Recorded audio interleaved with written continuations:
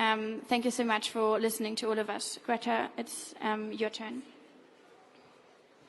Yes, so we have noticed there is some media attention, and we thought then it is our moral duty to use that media attention. Louisa and I want to use our platform and to lend our voices to those who need to tell their stories. So me and Louisa will not be speaking today. Instead, we will let others speak. We are privileged, and our stories have been told many times over and over again. And it is not our stories that needs to be told and listened to. It is the others, it is the people, especially from the global south and from indigenous communities who needs to tell their stories.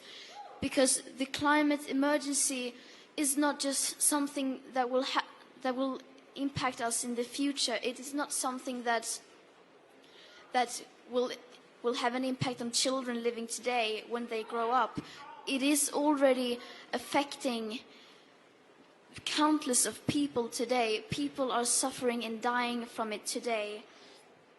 So that's why we have created this event to hope that it will be some kind of platform to share the stories that needs to be shared. Thank you so much, Greta.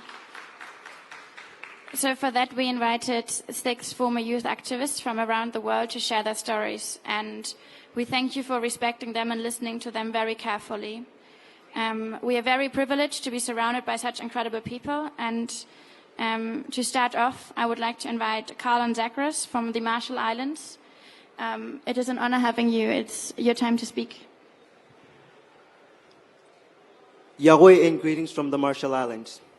Before I came to Madrid, exactly 2 weeks ago, I experienced 16-foot swells that forced 200 people from their homes. Not only do we have inundations, but we also have the dengue fever epidemic, the flu.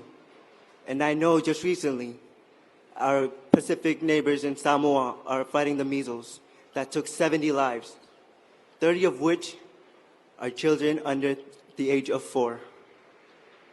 These are illnesses linked to and made worse by climate change.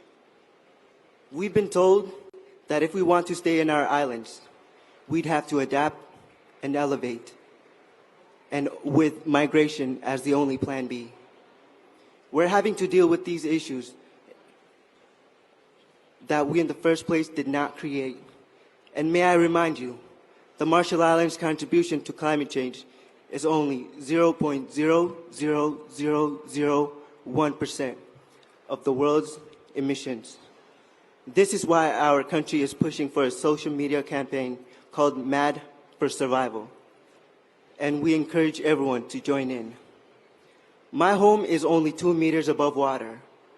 With the threats of climate change, we'd lose 2 meters of our culture, our Yahweh, our Manat, our Roro, our Beat, our language, 2 meters of our legends. This is why we created a Youth Leaders Coalition that has the youth create innovative ways to fight climate change and lobby them towards our leaders. A team of students came up with a new sustainable design for a seawall that our Minister of Environment, David Paul, has shown interest towards. This is why our youth should be more involved. When you are in trouble, you find new solutions to face it. And our youth has proven to do so.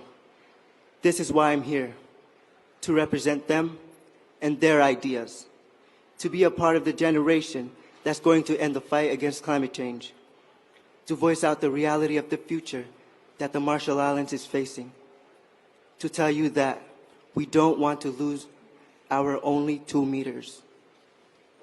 Thank you.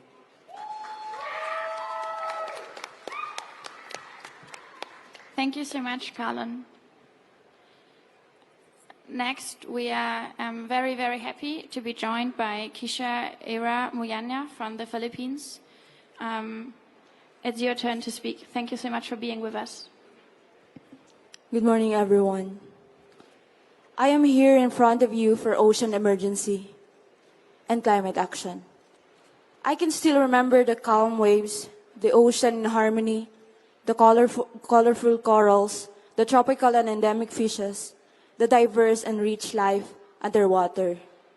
But now, the ocean, the heart of the planet, my home, my comfort zone is badly affected by climate emergency. And the comfort zone that I once knew, the playground that I once knew, is not the same anymore. In this time of crisis, I want you to desperately seek for alternatives because solutions will take time and we have to start from somewhere right now. Living in one of the most vulnerable countries to climate change, surrounded by water where 45% of the population depends on marine resources to thrive and survive. As the global center of marine biodiversity, we have a lot to offer, but what happened now? We have massive decline of fisheries catch, inevitable sea level rise, with rising of temperatures badly influencing marine wildlife and blue habitats, saltwater intrusion, massive drought, including drinking water shortages, and food security. Give us the very reason to take heed of all this and from there create a wholesome and real action. Sadly, the most vulnerable nation to risk this climate change, according to Global Peace Index of 2019, is none other than my very own country, the Philippines. 47% of the population is in regions highly exposed to climate risk, such as floods, tsunami, tropical cyclones, drought, and earthquakes. 971 million people at risk undergoing extreme weather events and peacefulness breakdowns in the impending decades. These environmental concerns can indirectly increase the likelihood of violent conflict through livelihood stability and security, resource availability, and even migration. The Philippines has been making legislative measures in response to climate change, which is a really good foundation. However, real-time, robust, and lasting action is needed. To the global leaders, this is your time to do the right decision. We are talking about life and survival here. This is supposed to be a blue cup. Please walk the talk and make it as blue as possible as you can. Every second is a time for action. And we are here with the young activists all over the world because we are action.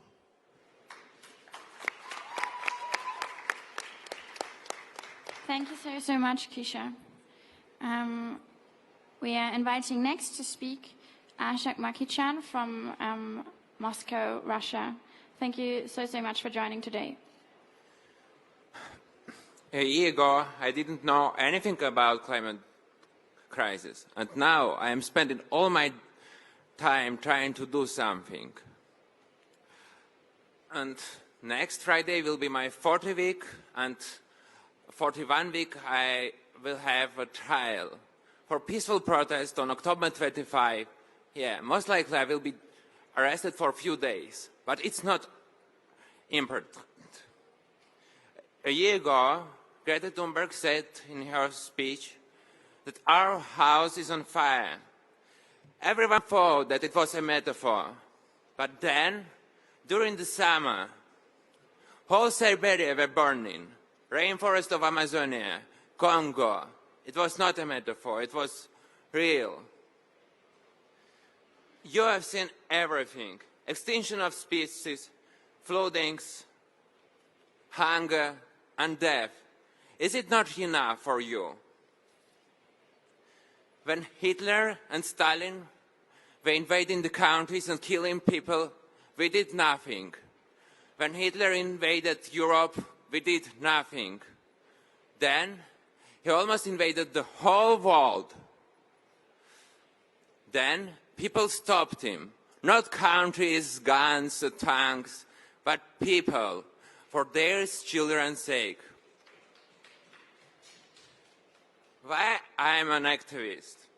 It's not because of my future. It's because They are pure, wonderful girls and boys. They deserve a future. They deserve a better world. I am from Ramsha, where everyone can be arrested for anything. But I am not afraid to be arrested. I am afraid not to do enough. And I think, and I believe, that we can change everything, because behind us there are millions of people. Behind us there is a science, and activism is a solution. I started climate strikes, single strikes, and I was alone. Yeah, but I never been alone. And now I am not alone even in Russia. We are not going to give up. We're getting stronger by the hour, because we have to do stronger. But we need your help. You need everyone's help. Because, yeah, we're watching you, but we're helping you. So please, act now.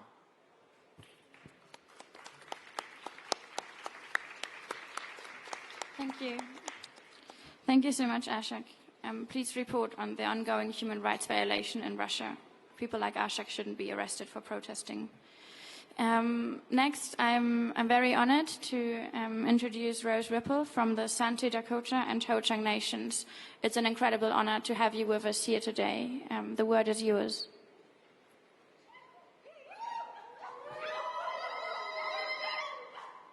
I remember the sunshine on my skin as I stood at the headwaters of the Mississippi River, the drinking source for over 18 million humans.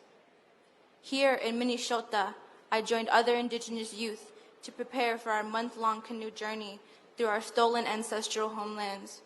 We paddled to raise awareness of the Line 3 tar sands oil pipeline that threatens to devastate our communities. We dipped our cupped hands in the river, sipping the clean water. This is the same sacred river where my Dakota ancestors have been harvesting our sacred manumin for thousands of years. This river is important and sacred not only to my ancestors, but for my people still to this day.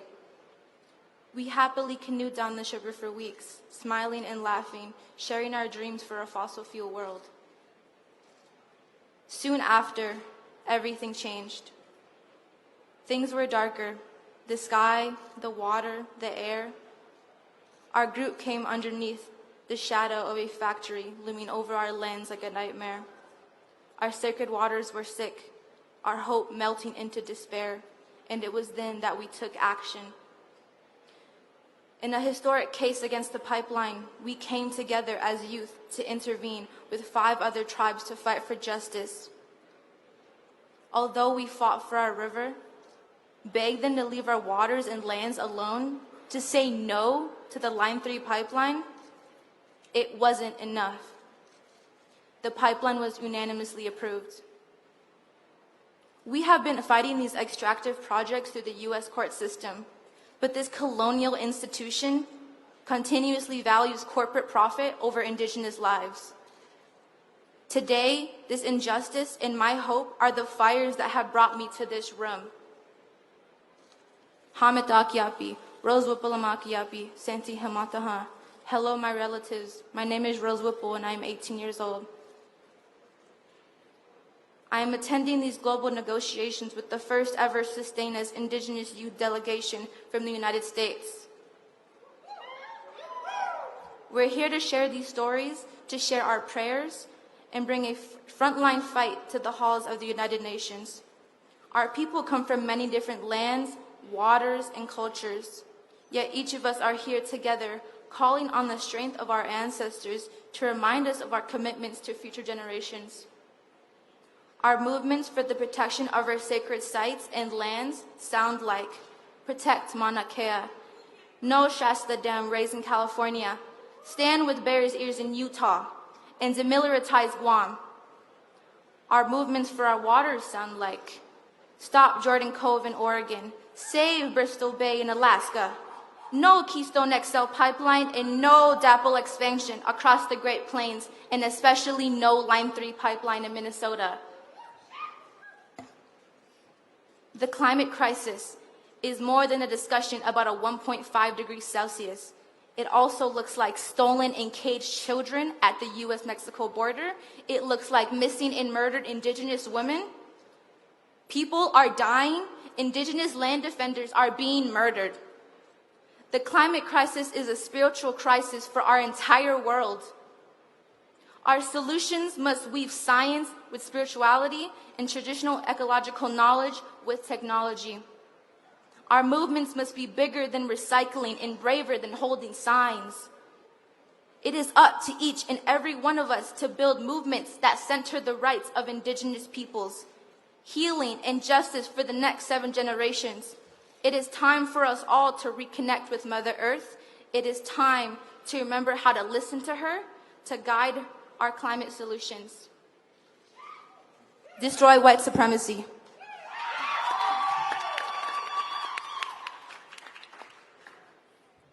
Thank you so much, Rose. This is so important to hear. I'm so happy to pass on the word to Hilda Flavia Nakabuye from Uganda. It's fantastic to have you here, Hilda. Please let us know what you have to say.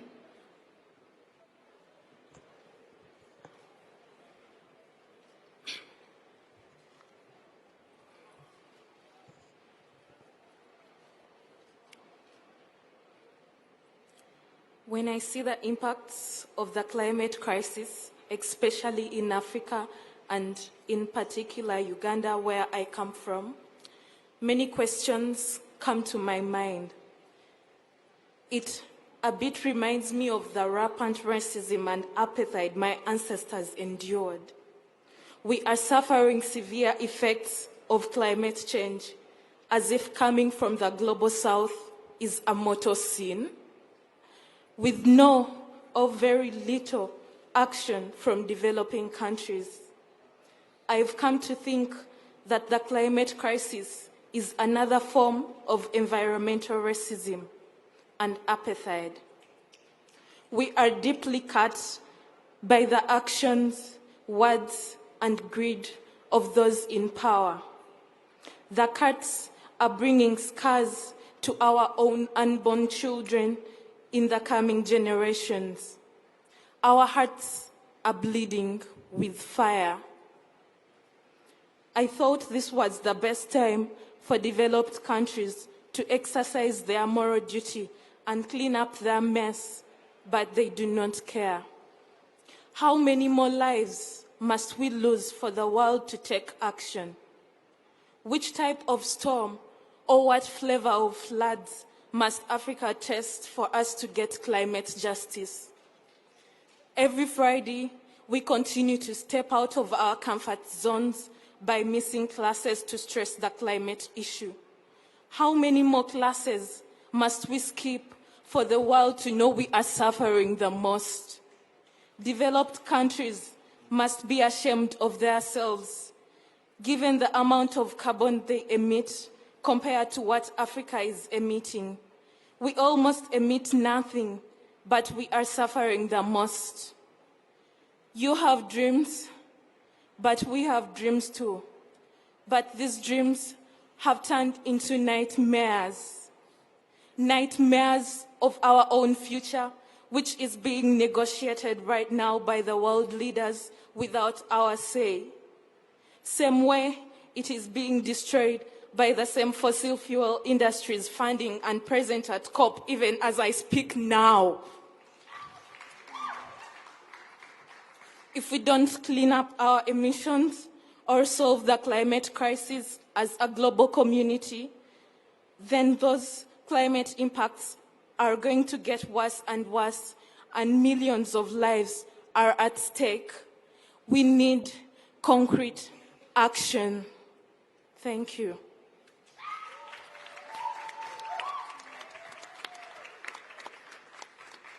Thank you so much, Hilda. Please think about her words. And finally, we are incredibly happy to have Angela Valenzuela from Chile with us. the country where we should be speaking now, actually. Thank you so much for coming to us to hear this panel today, Angela. Thank you so much for representing Chile here.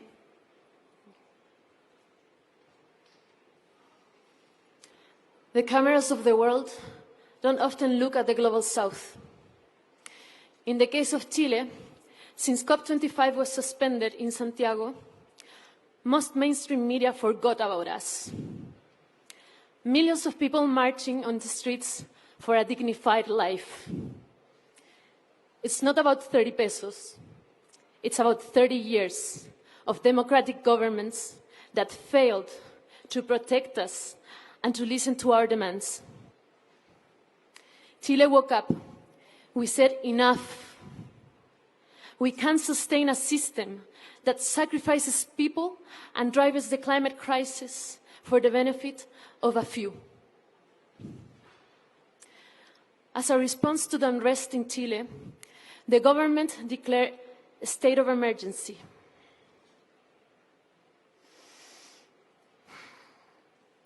And curfews for the first week. But we are fearless. We continue to flood the streets, even if we are risking our lives. We are redefining our future and pushing the limits of what we think is possible. Chile woke up, and the world is waking up too.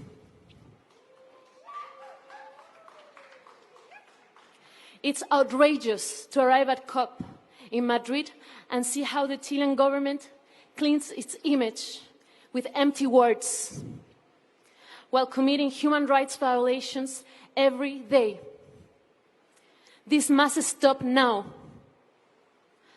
How can we even think about ambitious action, ambitious climate action, when this government is spreading fear, shooting and blinding the eyes of people protesters? In order to address the climate crisis, human rights must be protected. While countries congratulate each other for their weak commitments, the world is literally burning out.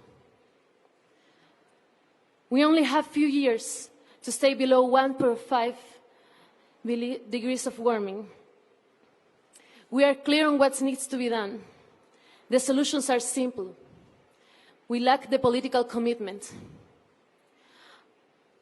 Over the last week of negotiations at COP, governments are discussing the wrong thing. Instead of talking about how to transition from fossil fuels, COP25 is focused on finding elaborate ways for rich, industrialized countries to be able to carry on polluting while pretending not to. As we know well in Chile, neoliberalism is a dead cult. As we know from past attempts, the market will not save us from the climate crisis. In fact, the opposite. The conversations that governments should be having are actually about the real current impacts of climate change that communities around the world are facing, like my friends have described now.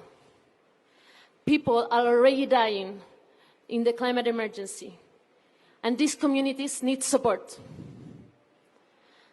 But again, it seems that some lives matter more than others. The rich and powerful seem happy to sacrifice our communities in the pursuit of profit. So here at COP, back in Chile and around the world, people will continue to rise against governments that do not represent us. Our lives are not up for negotiation. Our planet is not for sale.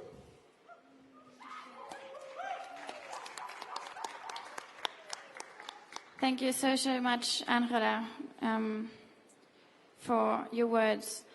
I am not too sure if we have time for questions. Is there anyone from the UNFCCC who could give us a quick idea if we can extend time in this room? Could there anyone give us a signal? Okay, so I guess we just keep going until, well, we get a signal from someone. So what's happening now is we have 2 minutes. 2 minutes or 2 questions? 2 questions, excellent. So please think about them carefully. We have time for 2 questions. Please address your questions at the entire panel. We are in this together and we consider ourselves to fight the same fight. It's just that some of us are fighting the fight they never started and sacrifice them with their lives. After the 2 questions, we will have very short logistical announcements and a closing prayer from sustainers. So please, yes, 2 questions, please, from you here at the front, please. One. My question is for Rose.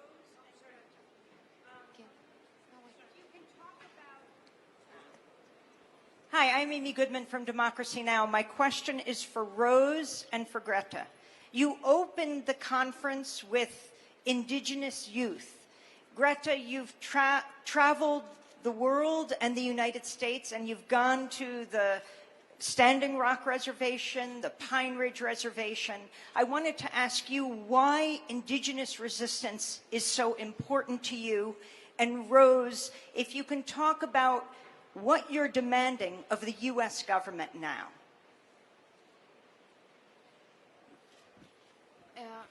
It is so incredibly important that we listen to indigenous people because they are suffering and their rights are being violated across the world, and they are also among the ones who are being hit the most and quickest by the climate and environmental emergency.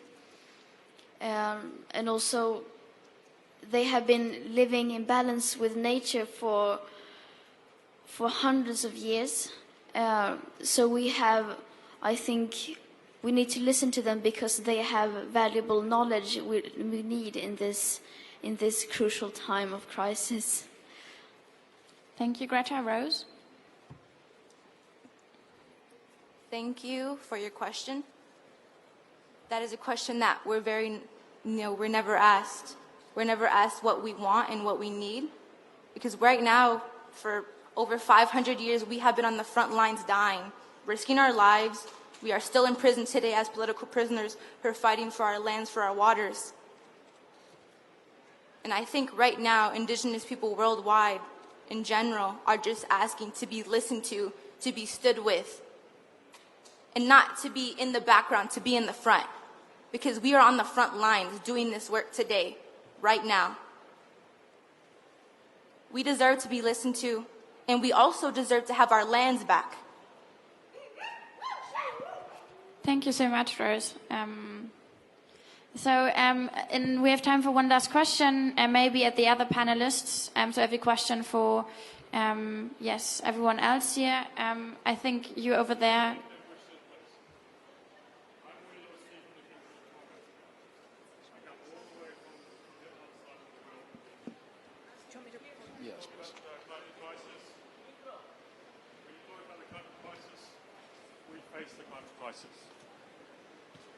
We are above 1 and 2 meters. Okay, let me start again. I have been asked. I'm Willie Losi, the Kingdom of Tonga. May I take this opportunity to speak on the behalf of the children of the ocean. That's our voices. This is real. The crisis is real. We are on the forefront of it. Whatever you're doing on this side of the world, we are 1 meter and 2 meters. We are the second vulnerable to any natural disasters. If the Arctic keeps melting, we are sinking. The 100,000 years of history of our ocean, we're going to go down. And let me clarify this with Professor Ebeli Hawafa, one of our great sociologists. The ocean does not divide us. It's uniting us. Our voice is very simple. We talk on humanity, on kindness and love. For the policy makers, we face the crisis, real crisis. It's not something that you can dreaming about, you cannot see that. I'll invite you to come to Tonga, experience the cyclone number 6. It's going to hit Tonga this year or next year. See if you may be able to see the reality of what we have. But that's my kindness invitation for all of you. And I speak on behalf of my son named Aliki Wilson Lucy. He's 12 years old. All of us want the best for our children. We're all one on one of this. And I salute to you, Greta, for what you're doing. It's make the world take action on the right way. And may you have our blessings to keep doing what you're doing. Si o tatua o whātu. Mahaloa pito. Thank you for sharing your message. Do we have time? No more, okay, no more questions. But good news. There's the possibility to ask the panelists for interviews. We have press people. Could you wave your hands? There's Daniel. The press people from the youth climate movements. There's Daniel. There is Leonie. There is Rashika Masaya, and then there is Eric, who will be outside to coordinate any interviews you might have with Colin, Keisha, Ashak, Rosehilde, and Angela. And for us, there is just 2 announcements to remain. One is there will be a Fridays for Future action happening at 12 o'clock outside Hall 4, a human chain. Please join us. There's also a press conference happening at the Social Summit at 12 o'clock today. And Greta and me are inviting for a second press conference tomorrow, for which the date and time will be confirmed. We also invite you to join us there.